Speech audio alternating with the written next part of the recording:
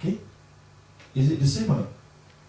Backdoor. Some of them say backdoor riba, but it is not backdoor riba, it is halal. Why it is halal? Because when the bank purchases the car, the bank is responsible and has obligation on the risk of the car at that point of time. What happened when the bank purchased the car, before the bank managed to sell it to the customer, something happened to the bank. Okay, fire, maybe earthquake, for example, and the asset, the car, damaged. So what happened? Who will bear the responsibility and the cost of that car? Customer or the bank? The bank.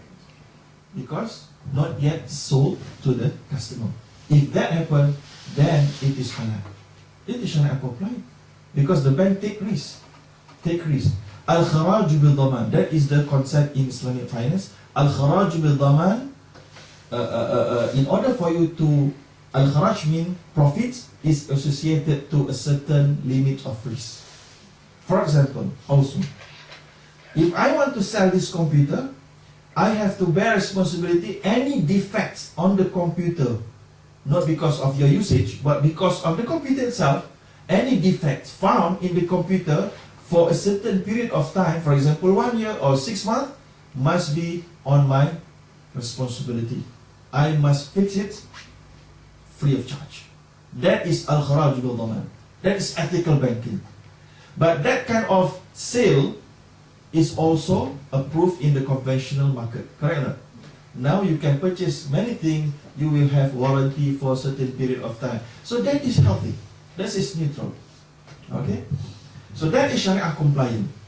So the compliant, why we call it compliant? Because it complies with the rules and regulation of the Islamic law, but yet maybe it cannot serve some certain purpose of Islamic of higher objectives. Yes, alright? That is debatable.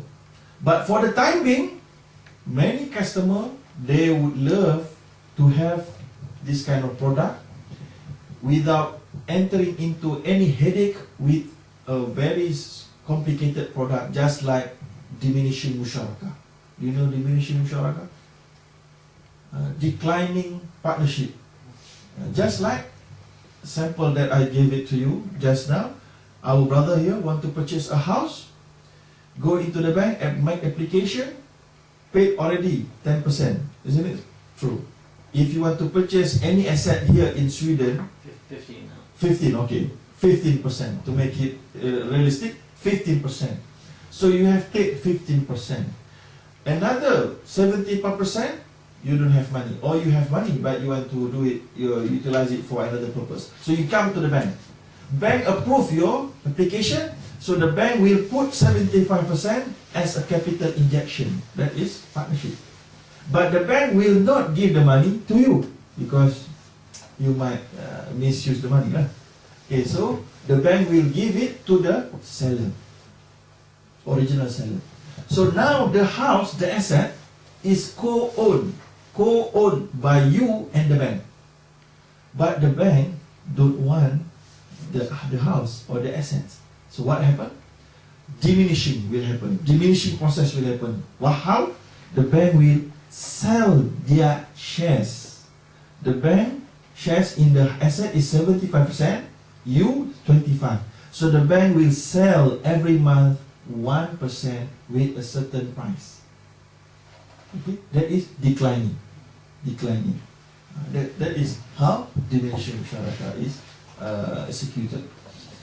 Okay, that kind of product is quite headache for some customer, even in Malaysia, Muslim customer, because I cannot understand. It's very difficult.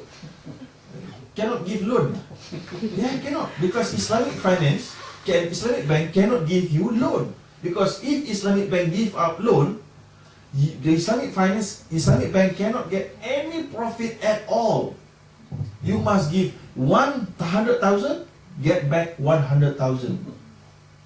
Even though there are inflation rates there, even though you must, the repayment amount must be equal to the loan amount.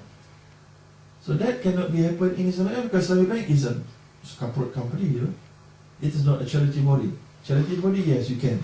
Or your father, or your mother, or your sister, your brother, you can. But it is not your brother. It's corporate company. Okay?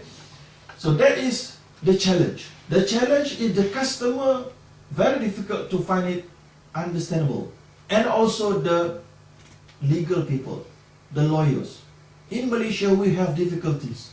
The lawyer cannot draft the document properly. And also we have another difficulty. If they manage to draft the document properly, the draft might not be recognized in the court of law. So you see the difficulties? Yeah. One thing is that instead of buying the house together, the client should buy it directly, but the bank have a guarantee. So if the client cannot pay the mortgage, then the bank can sell the house. Like in Sweden, it's like that. I mean, we say normal banks. The bank borrow you the money, but they give the money to the seller of the house, but the bank have guarantee. The house is guaranteed for the bank's loans. And there's a system who can guarantee the register of guarantees in this building. So if the person cannot pay the mortgage, the bank can sell it. Yes. Legally the house and get it, maybe his money, all of his money back, or most of it. Okay, okay. Our brother here proposed, say, when you want to purchase a house, you pay 50%, and the bank will give you loan 75%, and then the house will be made as collateral. Collateral, correct? Yeah. Collateral. Collateral meaning collateral. Yeah. Collateral. Understood? Eh? Collateral. If you cannot pay, the bank will take the house and sell it to the people. An auction, and then the bank will take back their money. It's not that easy. But I'm saying that to mark up, like you said from the beginning, if you buy the bank, buy the house for 1 million. Okay, okay. Then it will put it, I mean, say 1.1 million. To the auction.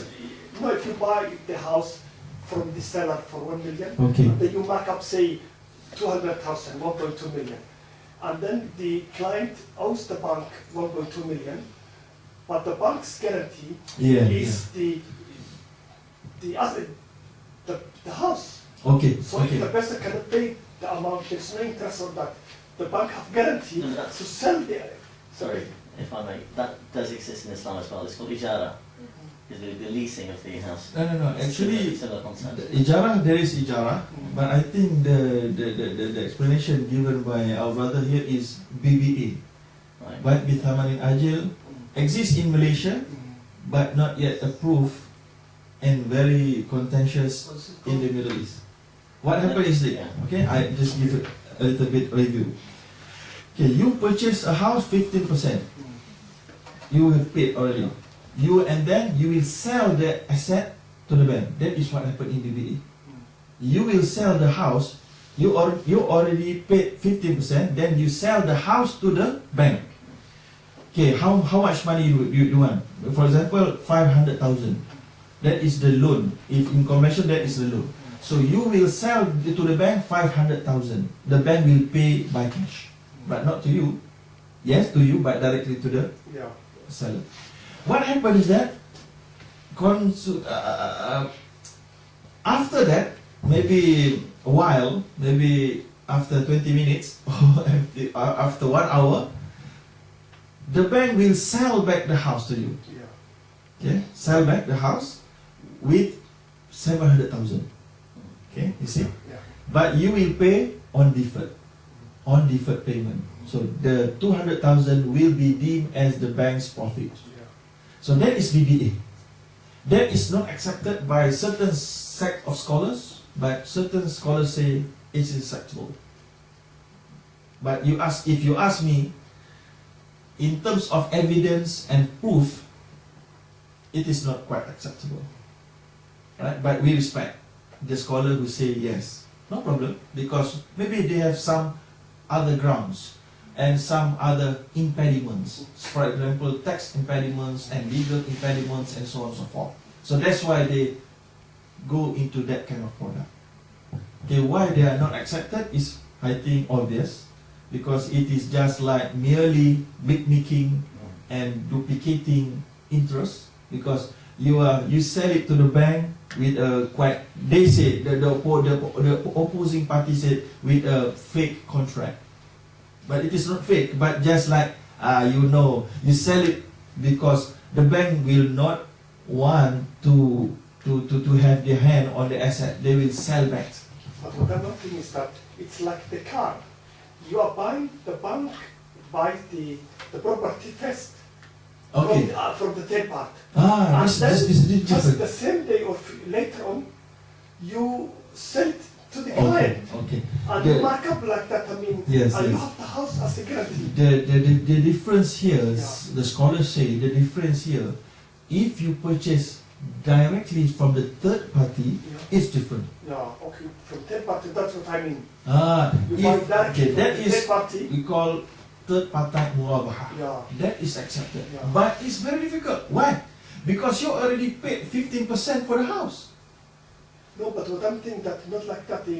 I'm coming to you, you are the bank saying that I will buy that house Okay. for 1 million. I will pay 10% of it, like 100,000. Yes, I know. I need to borrow the remaining. So you, the bank, go to that person, Purchase 100%. purchase that house 100%. 100%, and then you just loan me 90%, Okay. and then you mark up. I mean, you Yes. just buy the house first for 1 million, and then you add it Alright. to 200,000 I for understand. your I profit, understand. I and understand. then sell it to me. Yes, I But in understand. Sweden, that's the problem, because you have to register the house on the bank first, and you have to pay some certain charges. And then when you move it to the client, there will be another charge.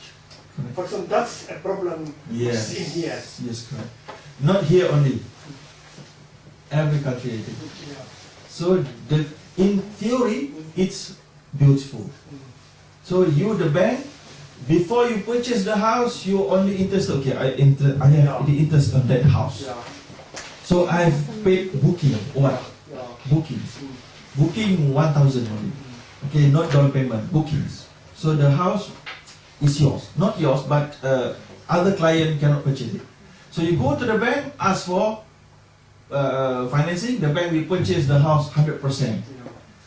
That is in theory accepted, but in practical difficult. Some country, the developer do not want to deal with the bank. For example, in Malaysia, developer do not want to deal with the bank. Oh no, not the bank.